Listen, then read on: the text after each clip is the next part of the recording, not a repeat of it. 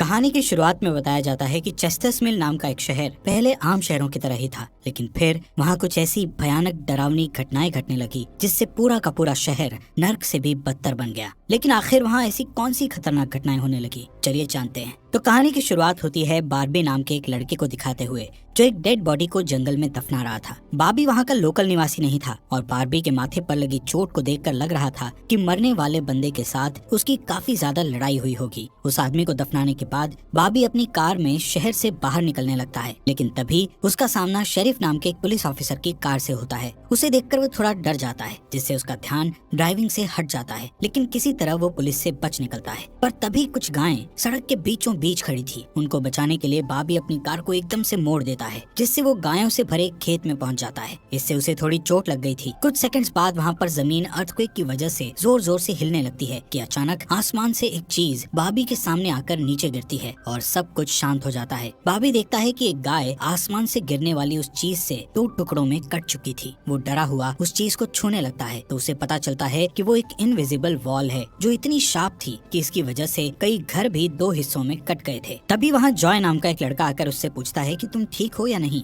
वो भी उस इनविजिबल दीवार को देखकर शॉक्ड रह जाता है। दूसरी तरफ शेरिफ और लिंडा को खबर मिलती है कि उस पूरे टाउन की पावर सप्लाई कट गई है, फोन लाइंस बंद हो गई हैं और इंटरनेट भी काम नहीं कर रहा है। यहाँ तक कि सारे सैटेलाइट कनेक्शंस भी काम करना बंद कर गए थे। तभी शहर के ऊपर से उड़ रहा एक प्लेन उस इनविजिबल वॉल से टकराकर क्रैश हो जाता है, जिसे देखकर लोग और भी ज्यादा घबरा गए थे। और ये बात कंफर्म हो जाती है कि ये सिर्फ एक इनविजिबल दीवार नहीं बल्कि एक राउंड शेप डोम यानी गुम्बद है जिसने आधे शहर को कवर कर लिया है। वहीं दूसरी साइड हम एक रेडियो स्टेशन पर फिल और उसकी असिस्टेंट डोडी को देखते हैं जो सिग्नल लाने की कोशिश कर रहे थे। वो दोनों थोड़ा कंफ्यूज थे कि अचानक सिग्नल क्यों चला गया। यहाँ पर फिल को लगता है कि ये अच्छा मौका है उनकी रेडियो रेटिंग्स को हाई करने का, इसलिए वो दोनों सिग्नल को ठीक करने में लग जाते हैं। वहीं एक फायर ट्रक डोम की दूसरी तरफ से आ रहा था, जिसे देख बार्बी ट्रक वाले को इस इनविजिबल वॉल की तरफ इशारा करता हुआ उसे रुकवाकर क्रैश होने से बचा लेता है। थोड़ी देर बाद वहाँ इन्वेस्टिगेशन करने के लिए कुछ पुलिस वाले आते हैं, पर इस इनविजिबल डोम को समझना उनके बस की बात नहीं थी। उसी समय वहाँ पर एक शहर का काउंसिलमैन जिसका नाम बिग जिम था वो भी पहुँच जाता है, लेकिन उसे भी इस डोम के बारे में कुछ भी समझ नहीं आता। यहाँ पर पुलिस को इन्फॉर्मेशन मिलती है कि उस शहर की तरफ आने वाले सभी रास्तों को बंद कर दिया गया है क्योंकि उस डोम की वजह से बहुत सारे एक्सीडेंट हो रहे हैं। इसके थोड़ी दूर घर पर जूनियर नाम का लड़का एंजी नाम की लड़की के साथ इंटीमेट हो रहा था। एंजी पेशे से नर्स थी और जो की बड़ी बहन भी थी। इंटीमेट होने के बाद जूनियर एंजी से कहता है कि मैं तुमसे बहुत प्यार करता हूँ, लेकिन एंजी उसे कहती है कि वो उसके लिए ऐसा कुछ फील नहीं करती। इससे जूनियर का दिल टूट जाता है और उन दोनों में बहस होने लगती है। यहाँ पर उनकी बहस इतनी बढ़ जाती है कि एंजी उसे थप्पड़ मारकर वहाँ से चली जाती है। इसके बाद हम 3 लोगों की फैमिली को देखते हैं, जिसमें मदर कैरोलीन, एलिस और उन दोनों की बेटी नोरी उसी टाउन की तरफ जा रही थी। उन्हें इस बात की खबर नहीं थी कि डोम ने उस टाउन को कवर किया हुआ है। दूसरी तरफ हम जूलिया नाम की एक इन्वेस्टिगेटिव रिपोर्टर को देखते हैं जिसका चेस्टर्स मिल शहर में बहुत नाम था। एक दिन एक औरत उसे एक सीक्रेट खबर देने के लिए कॉल करती है। वो औरत उसे बताती है कि उसने उस वीक चेस्टर्स मिल में प्रोपेन से भरे 6 ट्रक को जाते हुए देखा है और उसके हिसाब से इतनी बड़ी क्वांटिटी में प्रोपेन जैसे फ्यूल का शहर में आना किसी खतरनाक प्लान का हिस्सा हो सकता है। जूलिया उस औरत को इस बारे में इन्वेस्टिगेशन करने का वादा करती है, पर वो अपने काम में ज्यादा बिजी होने के कारण उस पर ध्यान नहीं दे पाती। वहीं बिग जिम रेडियो स्टेशन जाकर इमरजेंसी की अनाउंसमेंट करता है। कैरोलीन जो एलिस और नॉरी के साथ शहर में आ रही थी ये अनाउंसमेंट सुन लेती है, पर उन्हें लगता है कि ये किसी तरह का एडवर्टीजमेंट है, इसलिए वो इस अनाउंसमेंट पर ध्यान नहीं देती और उनकी कार डोम से टकराते टकराते बचती है,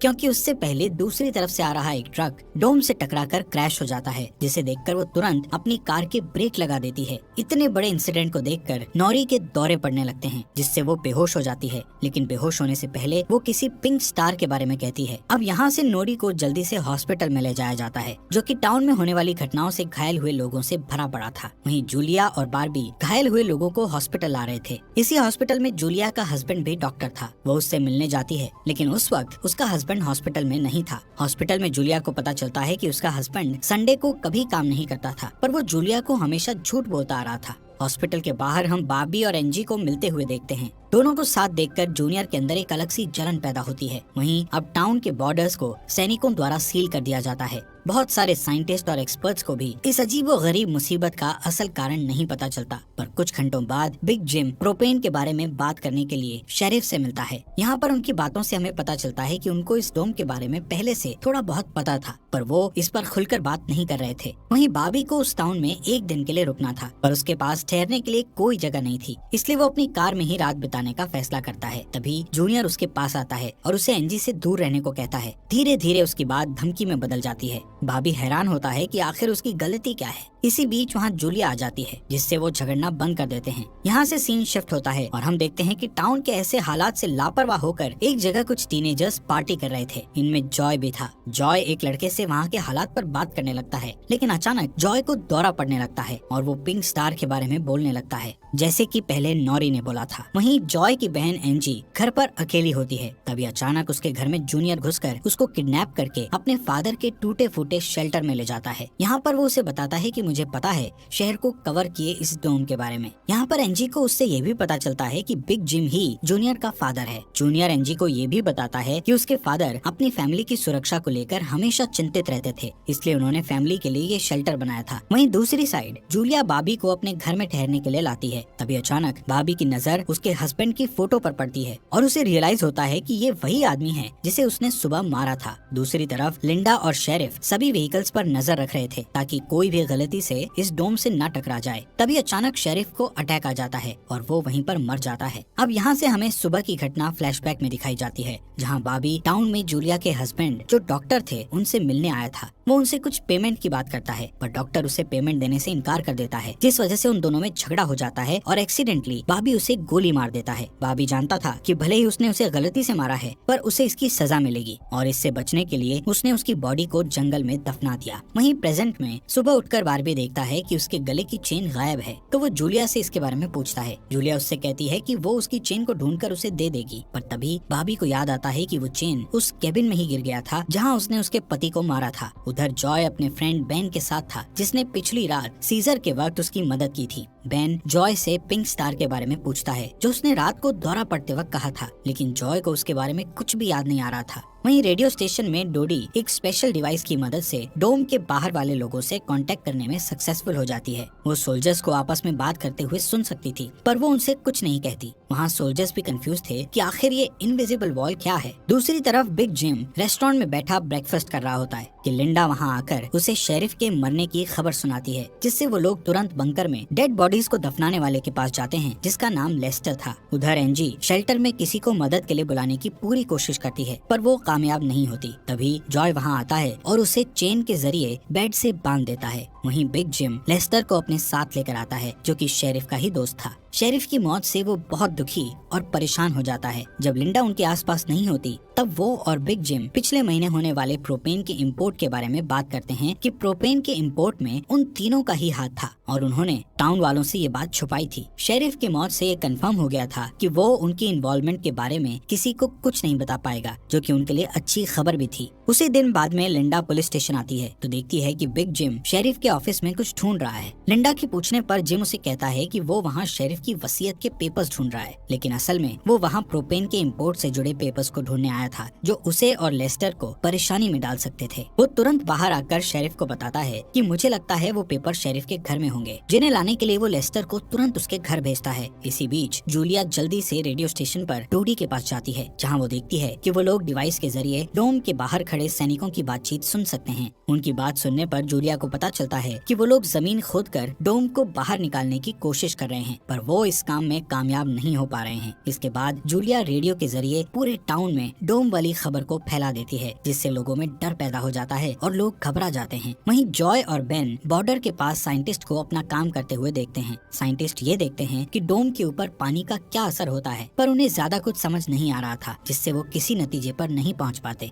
वहीं जॉय देखता है कि ये डोम एक छलनी की तरह है। वो बेन से बताता है कि इस डोम में से बिल्कुल मामूली सा पानी आर पार जा सकता है। दूसरी ओर बार्बी अपनी चेन ढूंढने जूलिया के हस्बैंड डॉक्टर के केबिन में जाता है। वहाँ उसे उसका चेन मिल जाता है, पर तभी जूनियर वहाँ आकर उसे देख लेता है। जूनियर उससे पूछता है कि क्या तुम एंजी के साथ सोए थे। यहाँ पर बार्बी को लगता है कि शायद उसने उसे चेन ढूंढते हुए देख लिया है और इसीलिए वो जूनियर को ऐसे ही वहाँ से जाने नहीं दे सकता था, इसलिए वो जूनियर को बहुत बुरी तरह से पीटने लगता है। वहीं हम देखते हैं कि लेस्टर शेरिफ के घर पहुंचकर प्रोपेन इंपोर्ट के पेपर्स को ढूंढने लगता है। कुछ टाइम बाद उसे वो पेपर्स ड्रॉवर में मिल जाते हैं, तभी वो उन्हें जला देता है। जब वो वहाँ से जाने लगता है तो उसका पैर लगने से पेपर्स की आग घर के पर्दों पर लग जाती है, जिससे आग की लपटें पूरे घर में फैल जाती हैं और पूरा घर जलने लगता है, जिसे देखकर जल्दी ही बहुत सारे लोग जमा हो जाते हैं और आग बुझाने की कोशिश करते हैं, पर फायर ट्रक के बिना आग बुझाना नामुमकिन था। अगर वो लोग घर को जलने देते तो डोम के अंदर का टेम्परेचर बहुत बढ़ जाता, जिससे लोगों की जानें भी जा सकती थी, इसलिए सब मिलकर आग बुझाने में लग जाते हैं। बाबी लोगों को आग बुझाने में लीड करता है। तभी लिंडा को घर के अंदर से लेस्टर की चीखने की आवाजें सुनाई देती है। वो अंदर जाकर उसे घसीट कर बाहर निकाल लाती है और इलाज के लिए डॉक्टर के पास भेज देती है। यहाँ पर लोगों को आग बुझाने में 1 घंटे के बाद भी कामयाबी नहीं मिलती, उल्टा आग और भड़क जाती है। आखिर में जिम लोडर लेकर आता है और घर को गिरा देता है। तब कहीं जाकर आग शांत होती है। इसके बाद सारे थके हुए लोग इकट्ठा होते हैं। उनमें से पॉल नाम का एक पुलिस वाला फ्रस्ट्रेट होकर कहता है कि हम सभी लोग इस डोम से कभी भी बाहर नहीं निकल पाएंगे, क्योंकि ये डोम आग से जो धुआं निकला है उसे बाहर नहीं निकलने दे रहा।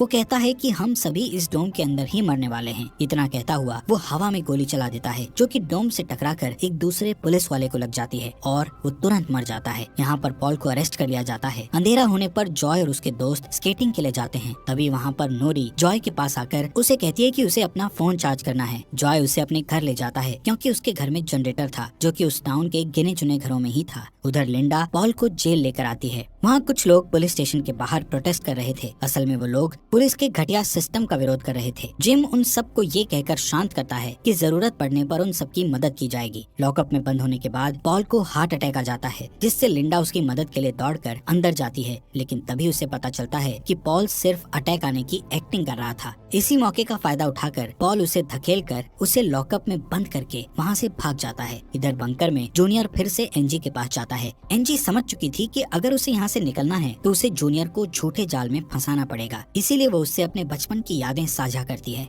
जब वो दोनों एक बंद टनल में जाया करते थे, और कहती है कि हो सकता है डोम का टनल पर कोई असर नहीं हुआ हो तो वो लोग बाहर जा सकते हैं। यहाँ पर एनजी सोचती है कि अब वो उसके प्यार के जाल में फंस गया है तो शायद वो उसे छोड़ दे, लेकिन ऐसा कुछ नहीं होता। जूनियर अकेले ही उस टनल में जाने का प्लान बनाता है। वहीं जिम जब पुलिस स्टेशन में आता है तो पॉल की जगह लिंडा को लॉकअप में बंद देखता है। वो तुरंत उसे लॉकअप से बाहर निकालता है। उन्हें पता चलता है कि पॉल अपने साथ एक राइफल और कुछ गोलियां लेकर गया है। लिंडा तुरंत उसकी तलाश में जंगल की ओर निकल जाती है, क्योंकि उसे पता था कि पॉल अक्सर शिकार करने जंगल की तरफ जाया करता था। वहीं जिम पॉल को पकड़ने के लिए एक टीम तैयार करता है। उधर रेस्टोरेंट में बैठी कैरोलीन को नॉरी की फिक्र हो रही थी, क्योंकि वो पिछली रात अपनी दोनों मदर्स को बिना बताए जॉय के घर रुक गई थी। वहीं जिम लोगों से पॉल को तलाश करने के लिए उसकी टीम ज्वाइन करने को कहता है। वो बाबी से भी उनके साथ चलने को कहता है, क्योंकि वो आग बुझाने में अच्छा लीडर साबित हुआ था। इसके बाद वो लोग जंगल में जाने लगते हैं। रास्ते में बार्बी अपनी खूबियां दिखाता हुआ उनसे कहता है कि वो मिलिट्री में भी रह चुका है। वहीं दूसरी ओर जूलिया जूनियर को टनल की तरफ जाते हुए देखती है। वो उसे रोककर पूछती है कि वो बैग पैक करके कहाँ जा रहा है, लेकिन जूनियर बहुत जल्दी में था